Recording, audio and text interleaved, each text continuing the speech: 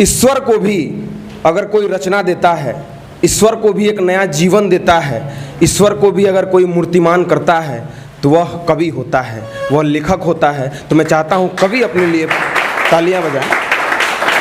तदुपरांत आदरणीय विशाल मिश्रा जी, छोटे भाई दुर्गेश मौर्य और जोरावर सिंह जी जो ये कार्यक्रम करवा रहे हैं, वास्तव में मैं हृदय से उनका अभिवादन करना चाहता हूँ।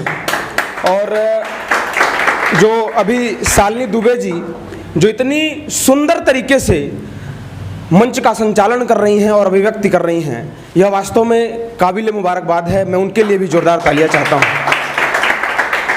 उपस्थित सभी जन समूह, कुछ चीज़ें हैं जो गलत हैं और वो ये हैं कि साहित्य प्रेमी माँ सरस्वती का उपासक होता है।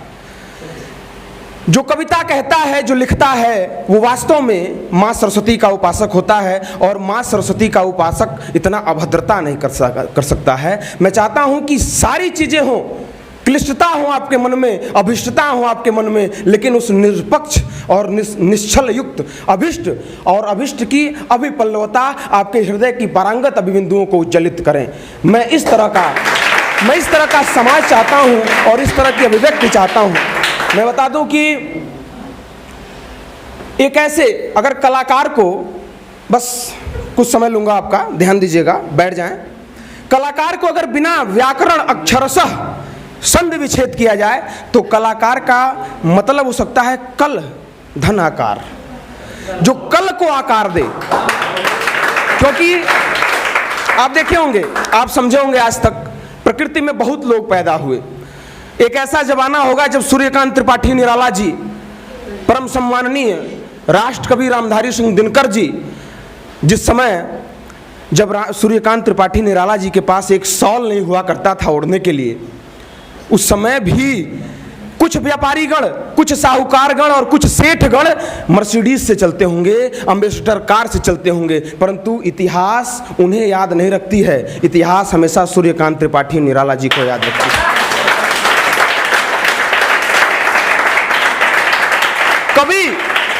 कवि जो कि ईश्वर को जन्म देता है वो वास्तव में असाधारण होता है। एक बहुत पुरानी रचना थी कि चरण धरत चिंतत करत चितवत चारों ओर, सुमरन को फिरे कभी व्यभिचारी चोर। मैं बता दूं, खोजत फिरे, खोजत छोड़िए, हटाइए। देखिए मैं एक बात बता दूं आपको। एक बार सरोजिनी नायडू इस बात पे मैं बता दूं कि कुछ बोल रही थी तो उनके लिए कुछ ही के जगह पे सी शब्द आ गया। तो किसी ने, इंग्लिश के जानकार ने कहा, चूँकि मैं साहित्य का बहुत बड़ा प्रेमी हूँ और मेरा सारा का सारा बैकग्राउंड एमएससी और पीएचडी की हुई है मैंने फिजिक्स से, लेकिन साहित्य से मुझे इतना प्रेम है।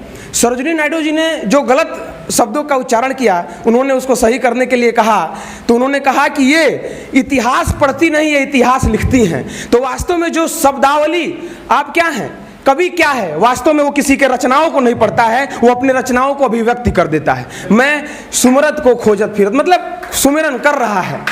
तो देखिए, एक कवि, एक वैज्ञानिक, एक लेखक, ये तीनों समतुल्य हैं। कैसे? कवि करता क्या है? कवि ईश्वर को मूर्तिमानित करता है, कवि जीवंत करता है ईश्वर को। और साइंटिस्ट क्या करता है? एक छोटे से पदार्थ से इलेक्ट्रॉन को खोजता है, उस इलेक्ट्रॉन्स को मतलब कह सकते हैं कि क्लासिफाइड करता है, उससे आपका तमाम जगहों पे दौड़ते हुए पंखा बन रहा है, मोबाइल बन रहा है, फ्रिज बन रहा है, एसी बन रहा है, कूलर बन रहा है। सिर्फ उसी प्रकार एक कवि ही ऐसा होता है जो एक छोटे से मरे हुए चीज़ों को उठा के और ऐसे शिखर तक शिखरोन्मुक्त कर देता है कि वह किसी प्रेमी युगल का अंतस मन बन जाता है, तो किसी वीर रस के कवि का वज्रवुष्ट और वक्षस्थल का वो वीर और शूरता का अभिव्यक्ति बन जाता है। मैं बता दूं कि कवि को अगर एक लाइन में डिफाइन करना हो तो मैं कहूँगा कि कवि दीपक के समान है। कैसे? दीपक ही एक ऐसा यंत्र है। यंत्र मैं इसलिए कह रहा हूं कि दुनिया में जो भी चीज़ है वो एक सिस्टम है, तंत्र है, वो यंत्र है। कवि एक ऐसा दीपक है जो आप उसको देखते हैं और वो सभी को देखता है। वो ईश्वर की तरह से मूर्तिमानित है, क्योंकि दीपक ही में एक ऐसी विशिष्टता है जो चारों ओर देखता है। एक नेतृत्वकर्ता एक माफिया, एक स्मगलर, एक कवि, एक फिल्मकार, एक इतिहासकार, दुनिया में कोई एक ऐसा जीव नहीं है जो संगीत से प्रेम न करता हो, जो कविताओं से प्रेम न करता हो। इसीलिए मैं कह रहा हूं कि जो वास्तव में कवि होता है वो दीपक के समान होता है, वो चारों तरफ फैला हुआ है। और मैं सभी कवि समूहों को प्रणाम करते हुए बोलना चाहता हूं कि देखिए, संस्कृत में एक श्लोक है कि स्वदेशे पूज्यते राजा विद्वान सर्वत्र पूज्यते। और कवि जो होता है वो रस को, अंतस रस को, वो उसकी स्थिति जो होती है समत्व योग युजते वाली होती है। भगवान श्री कृष्ण ने गीता में कहा है, गीता का दूसरे अध्याय का 56वां श्लोक है, तीसरे अध्याय में भी जाएंगे तो 47वें श्लोक के मतलब समानांतर में ये चीज मिलेगा आपको कि दुखेषु दिग्मना सुखेषु विगत स्पृह वितराग भय क्रोध स्थिर धीर मुनि नुर्चते। और यही चीज उससे कोरिलेट करके कहा कि ना प्रियश्रेत प्रियम प्राप्यम ना दुष्प्रेत प्रियम प्राप्यम स्थिर बुद्धि सममिड़ो ब्रह्मविद ब्रह्मई अवस्थी। मतलब मैं क्या कहना चाहता हूँ, मतलब मैं ये कहना चाहता हूँ कि जो एक कवि होता है वो समत्व योग युज्यते। समत्व योग युज्यते का मतलब होता है समदर्शिता, और समदर्शिता का मतलब होता है क्या उसके लिए नरेंद्र मोदी और क्या उसके लिए कुमार विश्वास, क्या उसके लिए सरोजिनी नायडू, क्या उसके लिए जवाहरलाल नेहरू। इंदिरा गांधी बैठी थी मंच पे और रामधारी सिंह दिनकर कविता पाठ कर रहे थे। उन्होंने कहा कि सिंहासन खाली करो जनता आती है। कुमार विश्वास की 4 लाइनें हैं, मैं सुना था, ऐसे है कुछ कि एक अधूरी जवानी का क्या फायदा, बिन कथानक कहानी का क्या फायदा, जिसमें धुलकर नजर ना ही पावन बने आंख में ऐसी पानी का क्या फायदा। देखिए उन्होंने कहा क्या, एक अधूरी जवानी का क्या फायदा राहुल गांधी के लिए, बिन कथानक कहानी का क्या फायदा अरविंद केजरीवाल जी के लिए। क्या कवि क्या है? कवि वास्तव में दाऊद इब्राहिम से भी बड़ा विस्फोटक है, क्योंकि जब वो अपनी कलम और वो अपने मस्तिष्क के संयुग्मक अभिबिंदु से जब प्रहार करता है इस समाज पे, तो समाज तार तार हो जाता है। तो मैं ये चाहता हूं कि जितने भी यहाँ युवा कवि और युवा युगल कवि हृदय बैठे हों, वो मन में बस एक ही चीज ठाने कि वसुधैव कुटुंबकम की भावना अपने मन में रखिए। ना ये वो जगत आपका है, ना ये जगत आपका है। अगर कोई जगत आपका है तो विचारों की और नवाकृति की जगत आपकी है, और वही जगत आपको उस शिखरोन्मुक्त तक पहुंचा पाएगा जहां तक आपकी पराकाष्ठा जाती है। और मैं रामधारी सिंह दिनकर की अंतिम ये पंक्तियां कहते हुए शब्दों को विरामित करना चाहता हूं, क्योंकि सभी लोगों के अंतस हृदय में जो ये ज्वार भाटा युक्त बेचैनी उठ रही है, मैं उसको समझ सकता हूँ।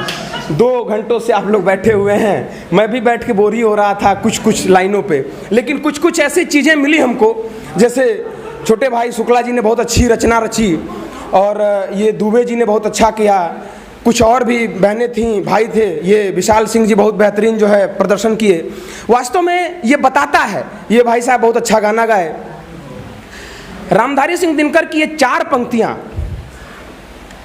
अपने मन में, मस्तिष्क में, अंतःकरण में, आत्मा में, विवेक में, बुद्धि में, अंतस स्फूर्ति में, स्फूर्ति मन में, अंतस अभिप्राय स्फूर्ति में, और स्फूर्ति अभिप्राय अंतर अभिस्फूर्ति में, अभिपल्लवता में, पल्लवता में, विपल्लवता में, ज्ञान में, अभिज्ञान में, विशुद्धता में, शुद्धता में, शुद्धतम में, विशुद्धतम में। इसको जरूर पारंगत कर लीजिए। वो क्या कि वसुधा का नेता कौन हुआ, भूखंड विजेता कौन हुआ।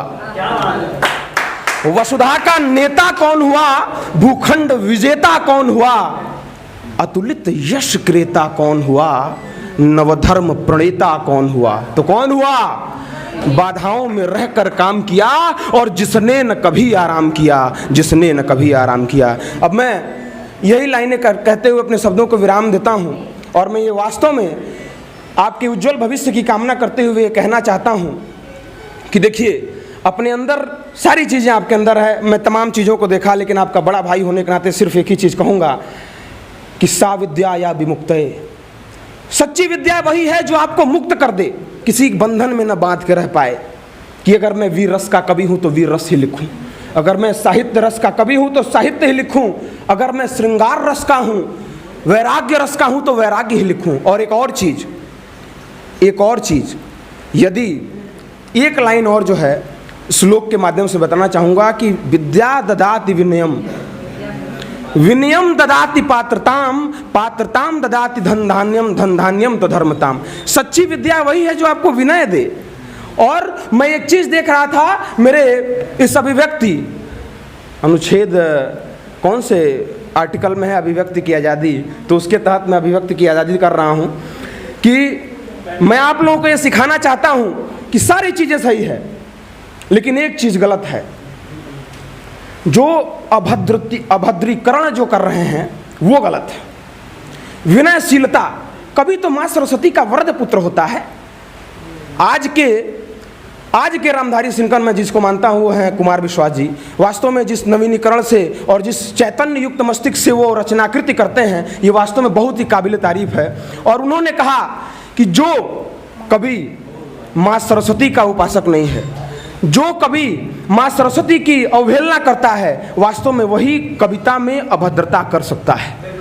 और इस कविता को बहुत ही सुव्यवस्थित बनाइए। और मैं सबसे पहले उन कवियों को इस चीज़ के लिए निवेदित करता हूँ कि जितने भी ऑर्गेनाइज़र यहाँ हैं, ये वास्तव में आपके लिए ईश्वर तुल्य हैं। चाहे वो विशाल मिश्रा जी हैं, चाहे वो अनुज अंकुर हैं, चाहे वो जोरावर जी हैं, चाहे जो भी लोग यहाँ बैठे हैं जो ऑर्गेनाइज़र हैं, वो आपके लिए ईश्वर तुल्य हैं। क्यों? क्योंकि एक चीज़ समझ जाइए, प्रशंसा जो होती है ना, और एक दिशा, वो एक सफलता नामक दिए में तेल की तरह होती है। जब तक आपको प्रशंसा और एक निश्चित मंच नहीं मिलेगा, तब तक समझ जाइए दिए में तेल नहीं है। और जब दिए में तेल नहीं है तो दिया जलेगा नहीं, और दिया जलेगा तो नहीं प्रकाशपुंज नहीं फैलेगा, और जब प्रकाशपुंज नहीं फैलेगा तो ऐसे अंधियारा छटा रहेगा। तो तदुपरांत अंतिम शब्दों में मैं बहुत धन्यवाद देता हूँ हमारे साथ अनुज मृत्युंजय पांडे और प्रिय भाई, जो कि ये भी एक युवा कवि हैं, अर्पित श्रीवास्तव हैं, और सुव्यवस्थित और सार गर्भित बेहतरीन मंच संचालन करने के लिए शालिनी दुबे जी को भी बहुत धन्यवाद देता हूं। अंकुर मौर्य को बहुत धन्यवाद देता हूं। मैं कहना चाहता हूं, ये छोटा सा बच्चा है लेकिन इतना बड़ा बड़ा करामात कर लेता है कि आदमी को बड़ा ही गर्व होता है। और सभी को आदरणीय चाचा श्री बैठे हैं, मैं इनको प्रणाम करते हुए अंतिम शब्द यही कहना चाहता हूं जो माँ भारती को अर्पित है कि नमस्ते सदा वत्सले मातृभूमे त्वया हिंदू भूमे सुखम वर्धितो हम, महामंगले पुण्य भूमे तदर्थे पथत्वेश कायो नमस्ते नमस्ते। और मैं कहना चाहता हूं कि माँ भारती को सर्वप्रथम अपने मन में बैठाते हुए, और ये गीत हमेशा मन में गुनगुनाइए। जो सावरकर जी, कितने राष्ट्रीय स्वयंसेवक संघ के लोग आगे बढ़ गए कि दिव्य देह की ओर तपस्वी जीवन भर अविचल चलता है, सज धज कर आए आकर्षण। आप समझ सकते हैं मैं किस आकर्षण की बात कर रहा हूं। सज धज कर आए आकर्षण, पथ पथ पर झूमते प्रलोभन, होके सबसे विमुख बटोही, पथ पर संभल संभल चलता है, दिव्य देह की ओर तपस्वी जीवन भर साहित्य से। तो बोलिए, अंतिम शब्दों में बोलना चाहता हूं कि बोलिए नमः पार्वती पतये हर हर महादेव। धन्यवाद।